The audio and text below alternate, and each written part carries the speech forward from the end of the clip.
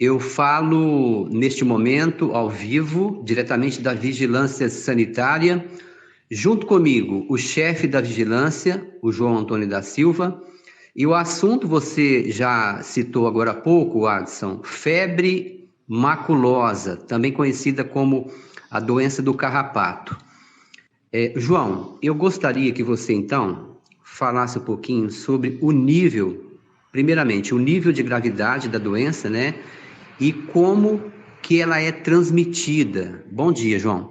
Bom dia, Serginho. Bom dia, Watson. Bom dia, ouvintes da URC. Então, Serginho, esse assunto nos últimos dias foi bastante divulgado, né? Ainda está sendo divulgado por conta daquele evento, né? Lá de Campinas, que houve a contaminação e acabou tendo o óbito de 4 pessoas, né? Na verdade, esses óbitos ocorreram de uma forma muito rápida. É claro que a doença, ela tem, em certas formas da transmissão, uma virulência, aí depende a virulência também, alguns estudos apontam que ela pode ter uma maior incidência de virulência ou menor. Isso, geralmente, bactérias e vírus, né, são desse jeito, né? Então, no caso na verdade, é uma bactéria que cientificamente é chamada de Rickettsia rickettsii, que é do carrapato estrela, né? Então, a pessoa pega essa doença através da picada do carrapato. O carrapato, geralmente, ele fica fixado na pele do ser humano ou dos animais, e ali ele fica sugando. Então, aí também depende muito do tamanho desse inseto.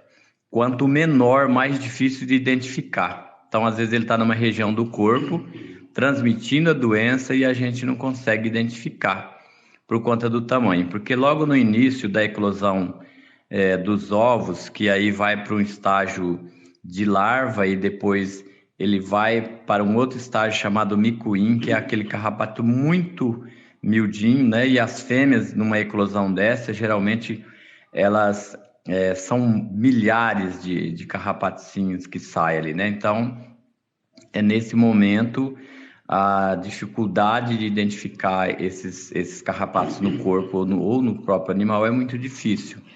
E neste momento ele está transmitindo a doença, né? Tem também chamado carrapato estrela, que aí você já consegue visualizar e muitas vezes retirar da pele. Isso que aconteceu das mortes, talvez foi por conta de um diagnóstico não foi preciso. Então, assim, é claro que no atendimento o médico precisa, principalmente agora que a gente está com essa situação, precisa se atentar para o diagnóstico. Um dos diagnósticos mais precisos que o médico pode identificar rapidamente, primeiro é a investigação de onde a pessoa esteve, se esses sintomas que ela está tendo, claro que é muito parecido com outras doenças, mas uma dos sintomas que aparece muito é as mãos vermelhas e a sola dos pés, né? Então isso dá para dar uma diferenciada, isso não ocorre em outras doenças. Então, esse é um dos diagnósticos que o médico pode precisar ali durante o atendimento. E o tratamento normal, né, com medicamentos para esse tipo de doença, como qualquer uma outra doença infecciosa transmitida por bactérias, né? Então, antibiótico ali de tratamento. O tratamento geralmente vai girar em torno de 10, 12 até 15 dias, dependendo. Mas a pessoa, ela sara completamente, ela é curada se ela for tratada, né? Então, é uma doença bastante perigosa, sim, que causa morte por causa do acometimento de outros órgãos, assim como outras doenças que a pessoa contrai e aí vai acometendo outros órgãos, né? Então, o acometimento desses outros órgãos é que acaba levando a pessoa para óbito. Então, hoje a gente está fazendo um trabalho como esse de divulgação, que é muito importante, e também trabalho preventivo, como que nós fizemos na gruta. A gente fez uma inspeção minuciosa, olhou todo o espaço interno da gruta. Agora, próximo passo é sinalizar com as placas de informação para a população. A gente já tem até aqui um modelinho de atenção para a população que tiver nesses locais, né, que for até esses locais. E também fazer um isolamento. Eu pedi assim para que, na medida do possível, façam um isolamento das áreas externas à gruta, ou seja, toda aquela adjacência que dá para as outras áreas de mato, que pode ocorrer, porque um dos hospedeiros principais do carrapato é a capivara. E nós temos ali na região da gruta uma grande quantidade de capivaras que eventualmente acaba até adentrando o parque. Em Campinas, existe uma outra história em relação às capivaras, que elas têm vários pontos, e até mesmo dentro do perímetro urbano que elas ficam, né? Eu até vi uma informação de um veterinário falando sobre isso. Então, é uma situação mais agravante lá, porque lá também já existe um histórico. Não é a primeira vez que ocorre essa situação de contaminação da doença por carrapato. Ô João, você disse que essa vistoria foi feita recentemente no Parque da Gruta. Agora, o resultado, eu até estava vendo esse artigo que foi publicado pela Prefeitura, o resultado nós podemos dizer que foi positivo, ou seja, não houve ali indícios, não encontraram nenhum carrapato em árvores, naquela área ali, não foi encontrado nenhum tipo de carrapato. Nenhum, Serginho, nem vestígio, né? A gente olhou muito embaixo das gramas que haviam sido cortadas, né, arroçadas, porque pode ocorrer a incidência de ovos, né, de postura da fêmea embaixo desses locais. E a gente olhou tudo, né? Eu estava presente na vistoria, porque eu já imaginava os pontos mais críticos, né, onde poderia ter, e todos esses pontos críticos a gente fez uma vistoria com lanterna e tudo, para poder ver se, né, visualizava esses micuins, que são muito novinhos, né? E isso é feito à noite, João? Não, de preferência durante o dia mesmo, né? A gente usou uma lanterninha por conta daquelas partes onde próximo de troncos de árvores que poderia ter isso. E a gente estava num dia chuvoso, foi justamente naquele dia chuvoso, né? E que também a gente imaginou, bom, como o dia está frio e tudo, eles podem estar andando os matos, as gramas, os capins, e não tinha nada. A gente, na verdade, não conseguiu ver nenhum, Sérgio. Então, foi muito positivo, deu uma segurança muito grande. Eu fiquei com medo, sim, de chegar lá e encontrar, mas não teve. A gente olhou todo o Parque da Gruta, a gente conversou com os funcionários que trabalham lá, o Rodolfo também, que é o diretor lá do parque. Ele também relatou que nos últimos tempos não tem aparecido, né? Então deu uma segurança maior para nós. Agora, mesmo diante de tudo isso, é preciso fazer essa sinalização do parque, as informações através de placas, e uma das coisas que a gente recomendou é que mantenha a roçada baixa do gramado, de todo o entorno da gruta. Isso é muito importante, e que também recolha esses restos dessas roçadas. Não adianta roçar e deixar lá, porque aí nesse momento que essa vegetação seca fica sobre o solo, também é uma probabilidade para o aumento da proliferação do carrapato. Então, assim, tem vários pequenos cuidados que dá para trabalhar, né? A gente está num período que compreende entre maio até novembro, que é justamente os meses de maior incidência de infestação do carrapato. Ô João, além do Parque da Gruta que você já mencionou, outros locais aqui no município poderão também passar por essa vistoria preventiva que é feita pela vigilância?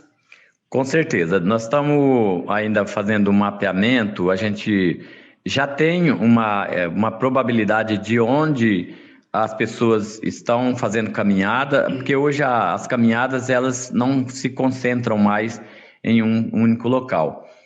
Nós temos engraçado que Orlândia abriu vários bairros muito bons para as pessoas fazerem caminhada, e a gente percebe que as pessoas estão indo, né? São locais abertos, que estão asfaltados e tudo mais. em toda a parte alta da cidade.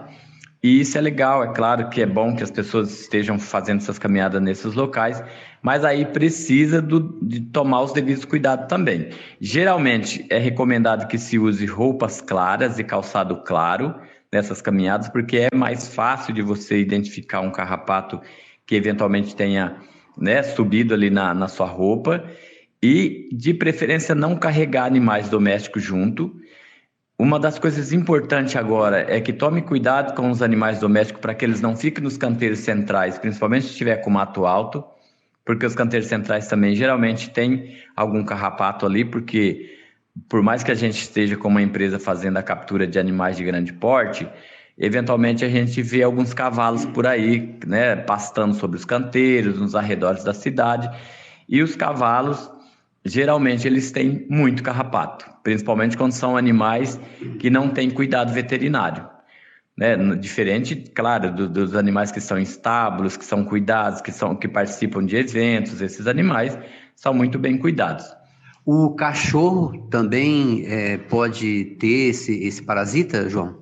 Todos os animais, inclusive até algumas aves, elas também têm um carrapato, né? Então, o carrapato dá preferência para ficar em animais que tem pelagem, que tem penugem, e aí algumas aves também adquirem o carrapato justamente porque tem aves que pousam sobre o gado, sobre os cavalos para se alimentar de carrapato, e elas também acabam atraindo esses carrapatos, né, para o corpo.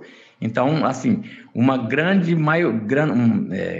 a maioria, né, dos animais domésticos e silvestres carrega o carrapato. Principalmente a capivara, que tem uma pelagem muito propícia para isso, né? Por isso que ali, geralmente as capivaras estão infestadas de carrapato, porque não tem controle veterinário, elas vivem nos matos e tal. Então, realmente, a capivara é um dos maiores problemas para quem tem esses animais no entorno do perímetro urbano. A Uerlândia Rádio Clube está ouvindo João Antônio da Silva, chefe da Vigilância Sanitária aqui da cidade, e o João está abordando aí sobre a febre maculosa. Ô João, essa febre, esse mal, ele foi registrado no Brasil desde 1929. E na sua avaliação, por que se começou a falar agora novamente de forma assim bem enfática pela mídia? A mídia está falando muito, de repente por conta de alguns casos que aconteceram. Qual que é a sua avaliação? A febre maculosa ela vem sendo falada ao longo dos anos aí de uma forma mais tranquila, só que agora com essa ocorrência, né, justamente aqui no estado de São Paulo e Campinas, uma cidade onde, principalmente lá nessa fazenda, ocorrem muitos eventos lá, né? Então, isso espalhou assim muito rapidamente. A população fica assustada por conta da gravidade da doença, né? Então, a doença, na verdade, ela nunca desapareceu. Ela sempre esteve em algumas regiões do Brasil com maior incidência. O mais importante é que a população aprenda a identificar. E como eu falo assim, geralmente toda doença é muito importante que o profissional médico esteja também alinhado com isso, né? Porque qualquer médico pode diagnosticar e qualquer médico pode receitar o medicamento para tratamento. Até mesmo um dentista qualificado que pode estar receitando medicamento, se ele identificar, ele pode. Eu estou só citando assim para você ver a facilidade de que é um profissional médico identificar essa doença. Uhum. Não tem muito mistério. Está tendo os sintomas, está tendo incidência da doença na nossa região, é importante que faça esse diagnóstico o mais rápido possível. Porque a partir do momento que começa a aparecer as manchas no corpo, nesse momento ela já está indo para um estágio de gravidade, né? Então o ideal é que faça esse diagnóstico o mais rápido possível, antes que ocorra essa gravidade de comprometimento de outros órgãos, porque se você iniciar um tratamento muito tardio, não vai mais ter resultado. Então é importante que o tratamento se inicie logo nos primeiros sintomas, né? Então acho que assim, claro que algumas doenças de notificação compulsória tem protocolos, e muitas outras doenças que são perigosas não existe um protocolo, mas seria interessante nesse momento talvez criar um protocolo de atendimento para que todo e qualquer sintoma que seja parecido com essa doença, o médico buscasse diagnosticar o mais rápido possível. Muito bem. João, nós já estamos encerrando a nossa conversa. Se você quiser falar algo, se ficou algo que você considera importante, fique à vontade, João. Então, Serginho, eu só, como você falou, né, que agora a doença está sendo muito divulgada, as pessoas estão muito preocupadas, apesar da preocupação toda que a população tem, se a população não se atentar para os cuidados, a gente pode ter problema sim. Então, esses cuidados vai recair justamente com as pessoas que estão indo para áreas de risco. Orlândia, nós temos alguma área especificamente de risco? Não, mas a gente tem uma probabilidade de que os carrapatos estejam em alguns pontos da cidade, como esses que eu falei, locais onde as pessoas vão para fazer caminhada. Hoje a gente tem muita gente, os ciclistas que vão para várias áreas fora do perímetro urbano, né, estradas, enfim. Então, tomar os devidos cuidados, na hora que voltar para casa, olhar essas roupas, verificar no corpo se não tem nenhum carrapato grudado ali. E também com os animais domésticos, né? A gente tem uma parcela de animais de rua, que são os cachorros de rua. A gente percebe a população cuidando desses cachorros, né? Às vezes até trazendo para a sua calçada, colocando uma comidinha. Tomar cuidado também, porque esses animais, geralmente, eles não estão tendo uma vistoria diária, como alguém faz com os seus cachorros, seus gatos, olha, pelagem, dá banho e tudo mais, e eles não. Eles estão lá andando pelos canteiros, pelos terrenos baldios, e eles podem estar infestados de carrapato, sim. Então, tomar um devido cuidado, não judiar do animal, ficar tocando só porque está passando por ali, mas observar, né? Orlândia, a gente tem alguns pontos da cidade que nas residências existe muito carrapato. Então, esses são os pontos mais graves que a gente tem dentro da cidade, considerando que está dentro das residências. Essas famílias que estão com esse tipo de problema, procure o controle de vetores para informar. Se for possível, a gente dá um apoio, tanto técnico como de desinfestação, na medida do possível, a gente vai fazer. Mas o ideal é que todo mundo perceba dentro do seu próprio ambiente o risco em que ele está ali inserido por conta de carrapatos que esteja dentro do seu ambiente familiar. Muito bem, obrigado então, chefe da Vigilância Sanitária, João Antônio da Silva, Sérgio Maia para ORC.